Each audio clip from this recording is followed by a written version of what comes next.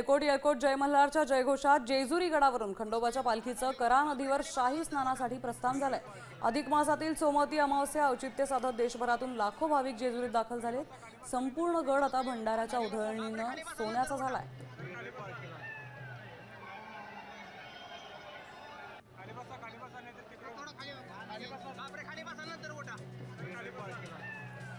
आपण पाहू शकतोय ड्रोनच्या माध्यमातून आपल्याला ही दृश्य पोहोचवली आहेत विश्वजित साळुंखे यांनी।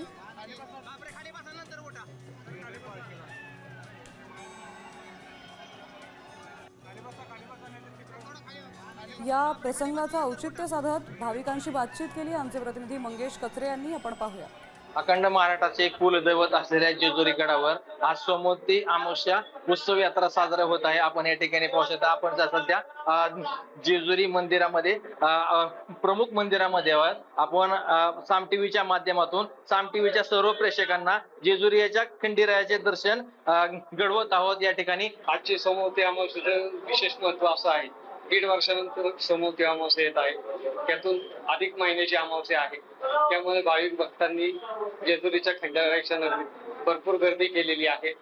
पालखी, खंडेकरी, मानकरी, ग्रामस्थ, पुजारी इतकेच नव्हे तर जेजुरी नगरपालिका असेल, आरोग्य प्रशासन असेल, विश्वस्त मंडळ सेवेकरी असेल, यांच्या सर्वांच्या सहकार्याने अतिशय उत्साहात हा सोहळा निर्विघ्नपणे पार पडलेला आहे। रोपवेवरती पण आता महाराष्ट्र शासनातर्फे काम चालू आहे त्यावरती, आणि त्या ठिकाणी पण आम्ही आता जे अपंग असतील, वृद्ध असतील, ज्यांना मेडिकल प्रॉब्लेम्स आहेत, त्यांच्यासाठी आम्ही या ठिकाणी बॅटरीच्या गाड्या ठेवतो की जेणेकरून त्यांना वरती यायला त्रास होणार। मंगेश कचरे, साम टीव्ही न्यूज, जेजुरी।